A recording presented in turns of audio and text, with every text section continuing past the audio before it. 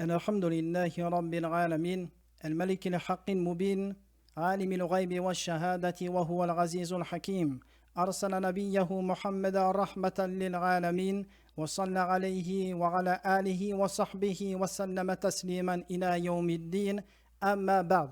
Nous voici à la 6e leçon de notre étude du chapitre des ventes et des transactions financières. Dans la leçon du jour, nous allons parler des ventes interdites en islam. Tout d'abord, sachez que les ventes comme les transactions, comme toute chose mondaine, la base dans cela est que c'est halal, la base est que c'est permis, que c'est autorisé. Allah dit dans son livre Walladhi khalaqa lakum ma fil ard jami'a. C'est lui qui a créé pour vous tout ce qui est sur terre. De là, les savants ont déduit que la base dans les choses de la création, les choses mondaines, est qu'elles sont permises jusqu'à ce qu'un texte vienne prouver le contraire. Et c'est pour cela qu'il est plus facile d'aborder le chapitre des ventes qui, également faisant partie des choses mondaines, est permis à la base en mentionnant les ventes interdites, les ventes qui ont été mentionnées dans les textes comme étant interdites. Car la base est l'autorisation jusqu'à ce qu'un texte vienne prouver le contraire. Précédemment, on a étudié les conditions de la vente. Car la validité d'un jugement en islam, que ce soit un jugement lié au commerce ou aux adorations, repose toujours sur le respect de ces conditions, mais également l'absence d'une chose qui viendrait empêcher la validité du jugement ou son effectivité. Et bien de même pour les ventes, lorsque les conditions sont réunies et qu'aucun empêchement est survenu dans celle-ci, la vente est valide. Maintenant, sachez que les savants ont déduit les conditions des ventes qu'on a étudiées précédemment, ils ont regardé les textes et ont réfléchi sur les causes des interdictions dans telle ou telle vente. Et de là, ils ont déduit des règles, des conditions que le musulman doit respecter afin de ne pas tomber dans l'interdit. Mais de manière générale, sachez que les conditions de la vente que les savants ont déduit des textes reviennent toujours à 3 interdits principalement, comme Cheikh Mohammed ibn Salih al-Uthaymin l'a mentionné dans son livre Al-Mumti'. Il mentionne que ces 3 choses sur lesquelles les conditions de la vente reposent principalement sont, premièrement, l'aléa et le hasard. Deuxièmement, l'injustice, la triche et le préjudice. Troisièmement, l'usure. C'est-à-dire que les conditions de la vente sont là pour nous empêcher de tomber dans un de ces 3 interdits. Et c'est pour cela qu'aujourd'hui, afin de bien visualiser ces questions et de bien comprendre le type de vente concerné par ces interdictions, nous allons mentionner les ventes propres à chacun de ces interdits, de manière non exhaustive, mais de manière assez globale, afin d'avoir une bonne compréhension des ventes illicites en islam, plus que la base, comme on l'a dit, c'est l'autorisation. Premièrement, les ventes interdites à cause de l'aléa et du hasard. L'aléa et le hasard, en arabe, se disent el-gharar. El-gharar, donc, c'est tout ce qui rend l'objet de la vente soit indéterminé, soit inconnu, soit indisponible. Ça, c'est ce qu'on appelle el-gharar dans le chapitre des ventes. Très bien, quel est le jugement de el-gharar? C'est interdit par le Coran, la Sunna dans l'ensemble et l'immense majorité des gens de science. Et la preuve de cela est le hadith que Abdullah ibn Omar rapporte que le messager d'Allah alayhi salatu wassalam, a interdit la vente par jet de pierre ainsi que la vente aléatoire rapportée par l'imam Muslim. Car le messager d'Allah alayhi salatu wassalam, interdit donc toute vente qui comprend quelque chose d'aléatoire. Et ceci est la base, même si ici les gens de science excluent 2 cas. Le premier cas, ce qui rentre dans la vente indirectement, c'est-à-dire ce qui n'est pas voulu par la vente à la base, même si cette chose va suivre l'objet de la vente principale. Par exemple, une personne va vendre une maison, et bien dans cette maison, il y a des portes, des planches, des toilettes, une douche et ainsi de suite. Ces choses peuvent être indéfinies lors du contrat de la vente. Pourquoi? Car ils rentrent dans la vente indirectement. De même qu'une personne qui va acheter une voiture.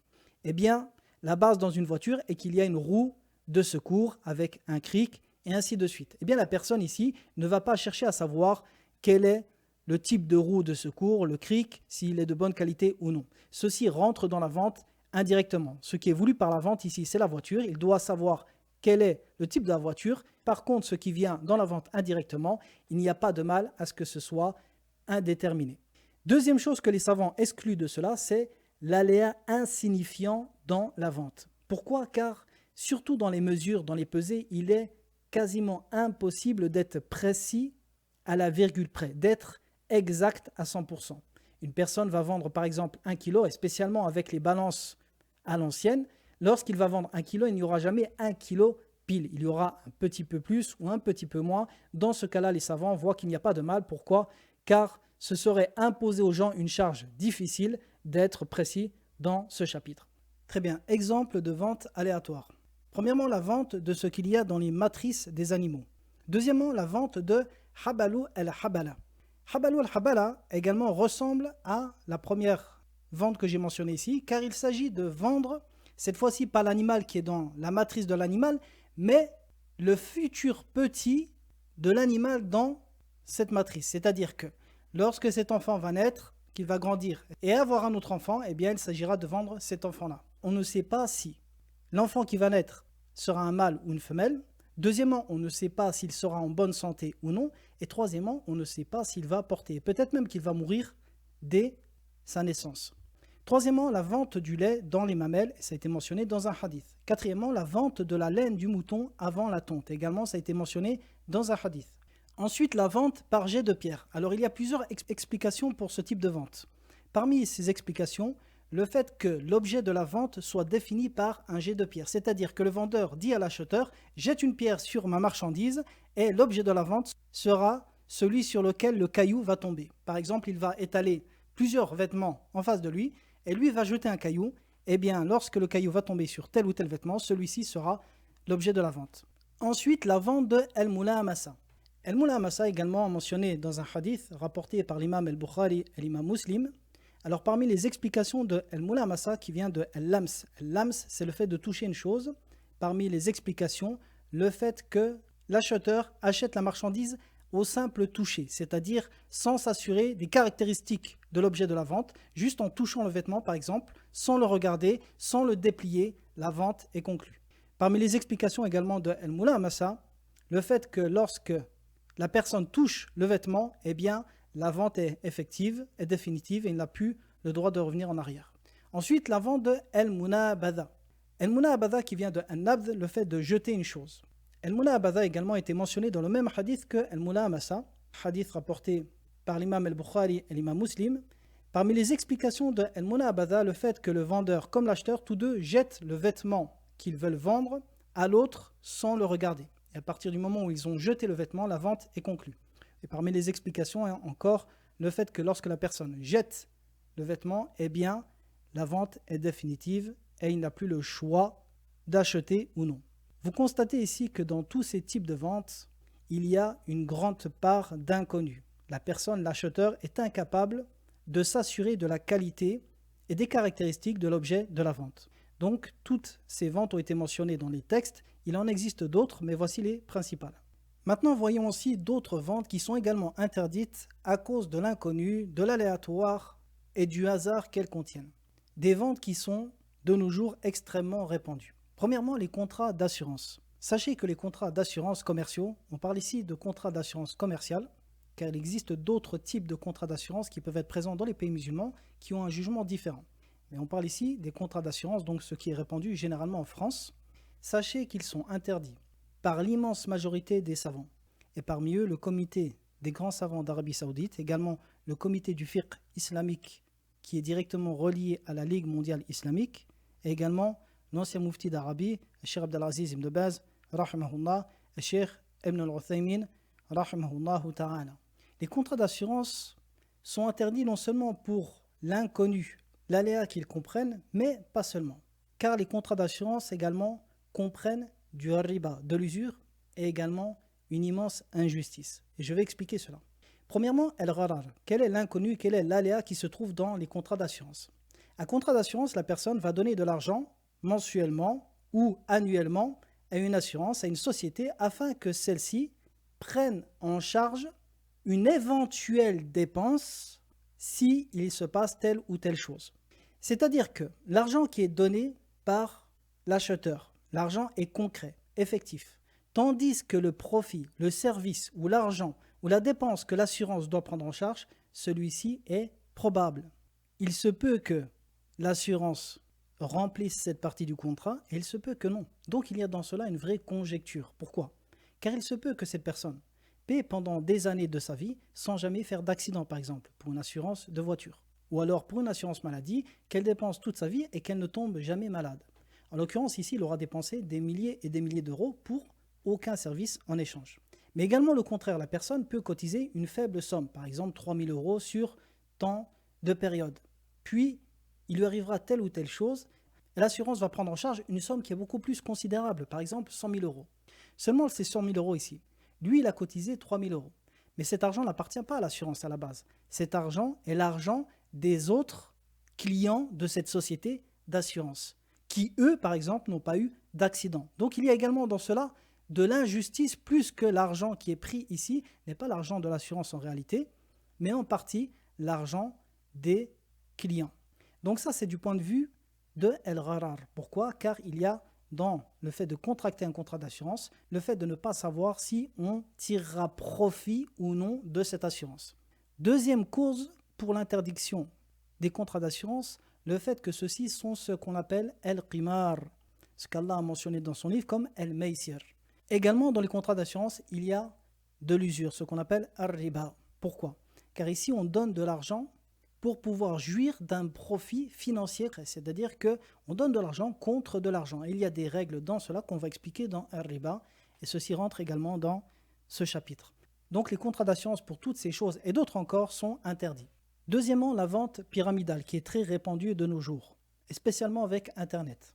La vente pyramidale qui est répandue et très connue, donc consiste à proposer un produit fictif, un produit qui n'est pas ce qui est recherché en réalité par la vente. Et de demander à la personne, à l'acheteur, de recruter un nombre déterminé de personnes afin de profiter de gains directs sur l'achat de ces personnes pour ce produit fictif. Personnes qui également devront recruter chacun un nombre de personnes déterminées pour également pouvoir profiter des gains directs engendrés par l'achat des personnes recrutées. Et ainsi de suite. Et c'est pour cela qu'on appelle ça pyramidal. Pourquoi? Car à la base, il y a une personne ou quelques personnes, puis à force de recruter, la pyramide s'élargit. Ce qui implique que chaque personne profite de l'ensemble des gains qui se trouvent en dessous d'elle, c'est-à-dire liés directement à sa chaîne de recrutement. Également, cela implique que la personne à la tête de la pyramide profite de l'ensemble des gains, et cela implique que la personne tout en bas de la pyramide qui n'a pas réussi à recruter perde son argent. Sachez que la vente pyramidale est interdite par l'immense majorité des savants. Parmi eux, le comité permanent de la fatwa ici en Arabie Saoudite, le comité permanent de la fatwa en Jordanie, en Égypte, l'assemblée du fiqh islamique en Inde, au Soudan, et par la majorité de nos mashaïrs. J'ai moi-même entendu Cheikh Soleiman al-Ruhaili être questionné sur cette question et affirmer que c'était interdit. Pourquoi est-ce que c'est interdit? Eh bien pour plusieurs raisons. La première, le fait qu'il y a dans cela de el-gharar. Pourquoi? Car la personne ne sait pas si elle va pouvoir jouir ou non de l'objet de la vente, qui est ici un gain. Peut-être qu'elle n'arrivera pas à recruter ces personnes, et en l'occurrence, elle ne pourra pas jouir de ce gain. Deuxièmement, le gain ici, l'objet de la vente n'est pas déterminé. Il peut varier selon le nombre de personnes, comme il peut être absent s'il n'arrive pas à recruter. Troisièmement, pour l'injustice que cela comprend. Car ici, il s'agit de manger l'argent des gens injustement. Car dans une vente pyramidale, il y a toujours des personnes qui sont lésées. Et ceci est obligatoire. Cette pyramide, forcément, s'arrête un jour ou l'autre. Même si chaque personne, admettons, et c'est peu probable, mais admettons que chaque personne arrive à recruter, eh bien, il y a forcément un moment où cette pyramide s'arrête. Et elle s'arrêtera à des personnes qui seront lésées. Quatrièmement, comme l'a mentionné le comité permanent de la fatwa, car la vente pyramidale comprend de riba, de l'usure, des deux types d'usure. Car ici, en réalité, la vente consiste à donner de l'argent contre de l'argent, une petite somme contre une grosse. Et il y a des règles à respecter dans ce type de transaction, et ici, elles ne sont pas respectées et nous font tomber directement dans al-riba. Troisièmement, el-qimar et el-maysir. El-qimar et el-maysir ont le même sens chez beaucoup de savants. Certains le traduisent par les jeux de hasard, même si c'est un terme qui est plus général que cela. Alors, el-maysir ou el-qimar, pour expliquer, c'est le fait de gagner quelque chose, un gain, en prenant le risque de tout perdre. Et beaucoup de ventes sont interdits dans les textes à cause de al-qimar et al-maysir. Par exemple, le fait de vendre un esclave qui s'est enfui. Il se peut qu'une personne vienne vous voir et vous dise « Je te vends mon esclave moitié prix parce qu'il s'est enfui. Si tu arrives à le rattraper, c'est bien, tu l'as acheté pour moitié prix. Et si tu n'y arrives pas, tu auras tout perdu. » Et ça, c'est le sens de al-qimar, d'acheter une chose avec le risque de tout perdre. Mais il y a beaucoup de formes de al-qimar. Très bien, quel est le jugement de al-qimar et al-maysir? Ils sont tous deux interdits, haram, par le Coran et la Sunna et l'unanimité des savants. Allah dit dans son livre Ya ayyuhalladhina amanu innamal khamru wal maysir wal ansab wal azlam rijsun min amali shaytani fajtanibuhu la'allakum tuflihun. Donc ici, Allah a mentionné dans ce verset plusieurs choses interdites, parmi celles-ci l'alcool, al-maysir. Alors al-qimar et al-maysir sont interdits pour plusieurs raisons, mais parmi les plus grandes raisons, le fait qu'il y a dans cela du hasard et de l'aléa, c'est-à-dire que la personne ne sait pas si elle va obtenir ou non l'objet de la vente. Et parmi les types de vente qui rentrent directement dans al-qimar, la tombola est la loterie payante. La tombola est la loterie payante. Alors la différence entre la tombola et la loterie, certains disent que la tombola c'est un gain physique et non pécunier, et la loterie, le gain est ici pécunier. Dans tous les cas, la tombola et la loterie payante, les deux sont interdits en islam. Et ceci est l'avis du comité permanent de la fatwa ici en Arabie, de Cheikh Ibn Baz, Cheikh Al-Uthaymin et d'autres savants, et c'est l'avis de la majorité. Pourquoi? Car cela rentre directement dans al-qimar, dans le sens où la personne va donner de l'argent avec le risque de tout perdre ou de gagner beaucoup plus. Et si le gain, cette fois-ci, est de l'argent, directement, on rentre également dans al-riba. Également, on peut mentionner une tombola ou une loterie conditionnée par l'achat. Alors ici, il y a deux cas de figure. Une tombola ou une loterie conditionnée par l'achat de produits dont la valeur a été élevée afin de compenser cette tombola et cette loterie. Alors ceci est interdit par le consensus des savants.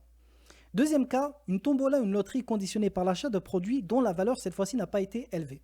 Eh bien, le comité permanent de la fatwa ici en Arabie voit que ceci est interdit. Et c'est l'avis également de Cheikh Mohammed ibn Ibrahim, l'ancien moufti, également de son élève, le moufti précédent, Cheikh Abdelaziz ibn Baz, rahmatullahi alayhim. Pourquoi? Car il voit que ceci rentre dans al-qimar. Plus qu'ici, il y a un gain conditionné par une action qui est l'achat, dont l'acquisition est incertaine. Et ceci est la définition en réalité de al-qimar. Et lorsque Cheikh Suleiman, hafidhahullah, fut questionné sur cela, il dit « Si la société qui met en place cette tombola met des conditions claires dans le sens où toute personne qui remplit ces conditions aura le gain, c'est-à-dire qu'il n'y a pas de tirage au sort, il n'y a pas d'inconnu. Par exemple, il dit « Toute personne qui achète pour 400 € dans ce magasin aura un coupon de réduction de 30 € par exemple. » Eh bien, dans ce cas, il n'y a pas de mal parce qu'il n'y a pas de qimar. À partir du moment où les conditions sont remplies, eh bien, le cadeau vous revient. Contrairement au cas de la tombola et de la loterie où il y a un tirage au sort. Et le but en réalité de ces tombolas et de ces loteries, comme vous le savez, est de faire venir les clients. Et ces clients vont acheter qui, sans cette tombola et sans cette loterie, ne l'auraient peut-être pas fait. Et c'est pour cela qu'ils voient que cela rentre dans al-qimar, même si d'autres savants voient que c'est permis. Voici l'avis du comité permanent de la fatwa ici en Arabie. On peut mentionner également les produits dont l'achat implique une récompense indéfinie. Un exemple. Il y a dans ce magasin de la lessive à vendre et il est écrit avec chaque paquet de lessive un cadeau à l'intérieur par exemple. Ici le cadeau n'est pas défini. Donc sa valeur également n'est pas définie. Et il y a une règle que Ibn Taymiyyah a mentionnée qui stipule que al-hadiyatu idha kanat laha sababun ulhiqat bisababiha. Lorsque le cadeau a une cause, eh bien on lui donne le jugement de cette cause. Le cadeau, quelle est la cause de ce cadeau? Son cadeau est la vente.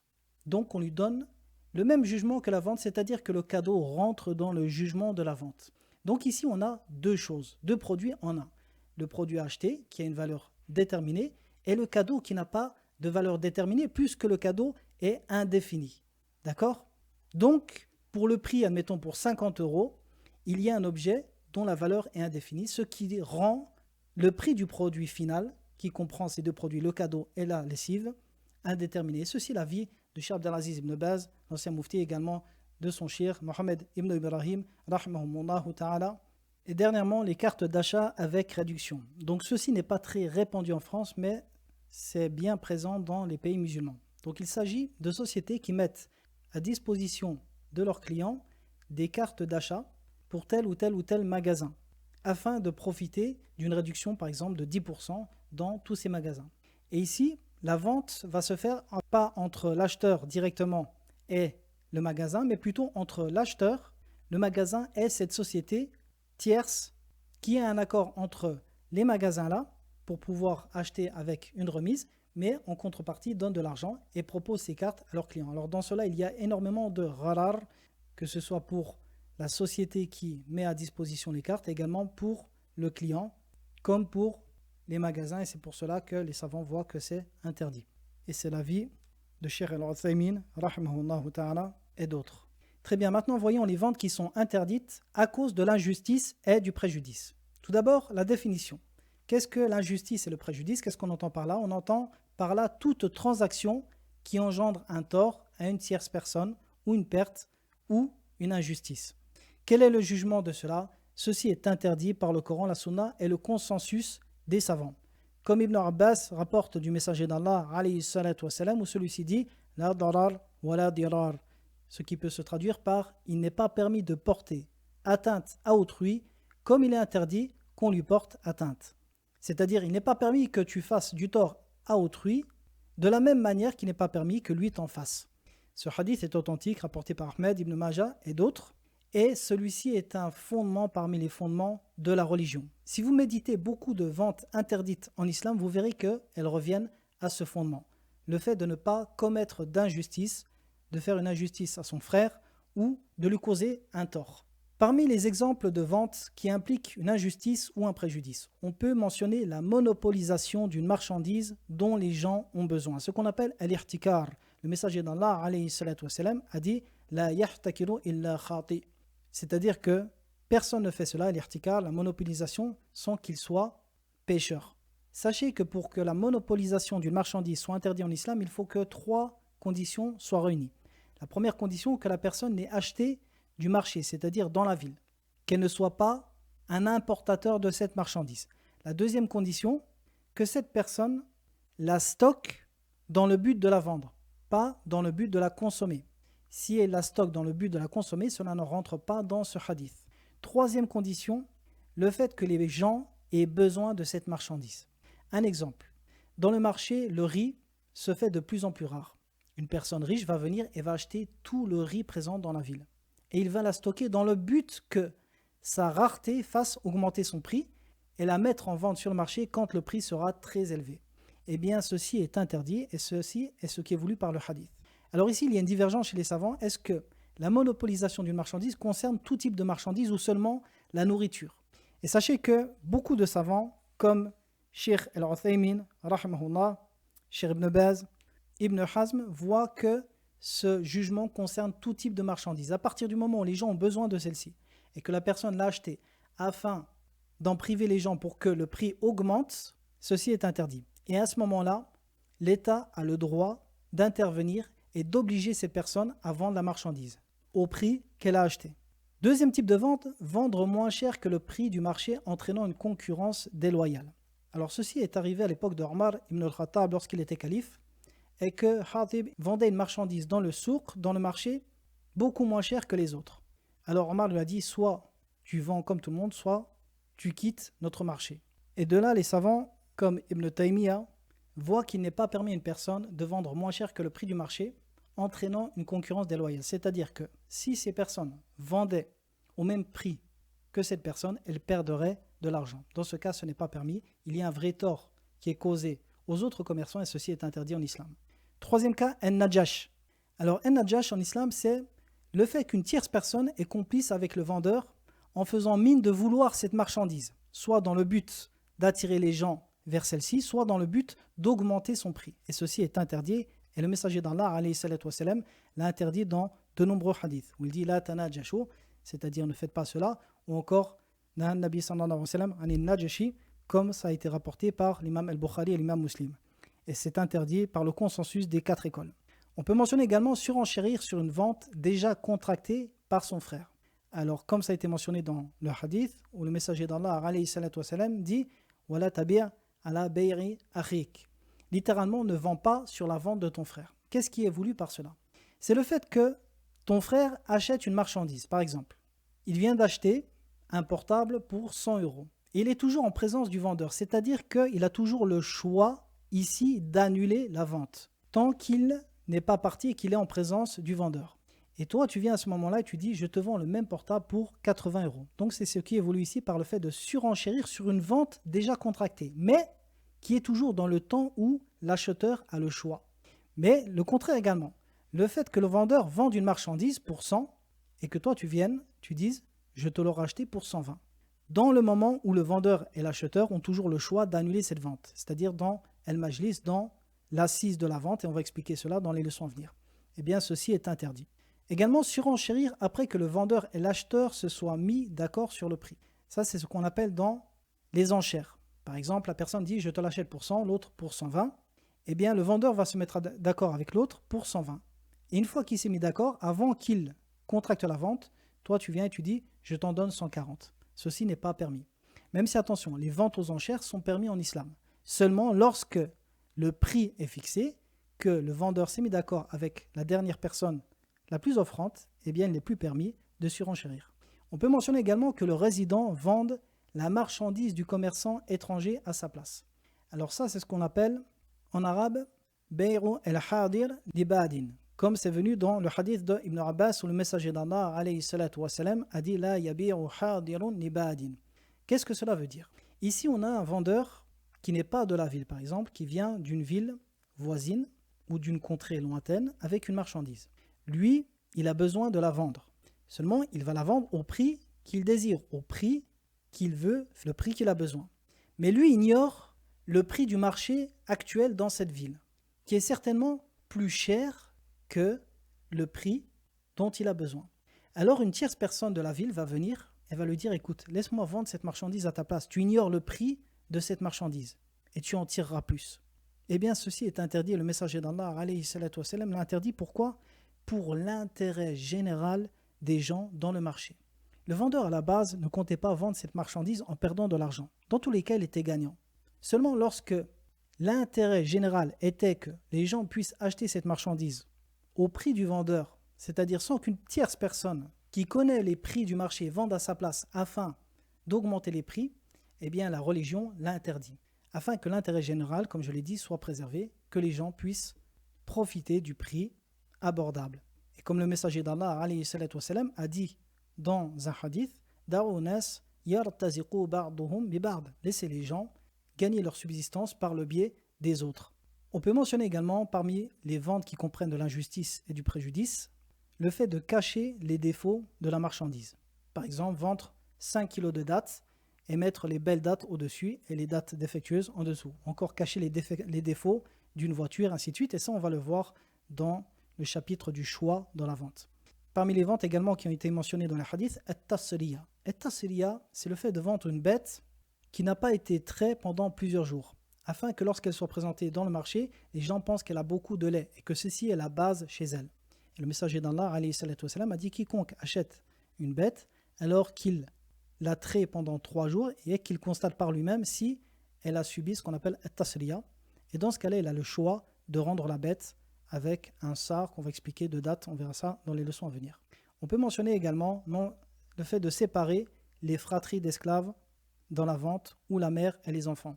Ali ibn Abi Talib un jour venda 2 esclaves, 2 frères, et il les venda séparément, c'est-à-dire qu'il a séparé ses 2 frères. Et il informa le messager d'Allah alayhi salatu wa salam, qui lui dit récupère-les et rachète-les et ne les vends qu'ensemble. Regardez comment la législation ici pris en compte l'intérêt de ces fratries alors qu'ils sont esclaves. De même que le messager d'Allah alayhi salatu wa salam, a dit dans un hadith Man farraqa bayna walidatin wa walidi farraqa Allahu baynahu wa bayna ahibbatihi yawm al-qiyamah. Quiconque sépare une mère de son enfant, Allah le séparera de ceux qu'il aime yawm al-qiyamah. Donc vous constatez dans toutes ces ventes qu'il y a un préjudice concret et une injustice pour un des 2 parties. Très bien, quant aux ventes qui sont liées à l'usure, nous les mentionnerons après avoir expliqué le chapitre de l'usure, car il y a des règles importantes à assimiler avant de mentionner ces types de ventes interdites. Voici la fin de notre leçon. Je vous dis à très bientôt pour une prochaine vidéo. Wa sallallahu ala nabiyyina Muhammadin wa ala alihi wa sahbihi wa sallam.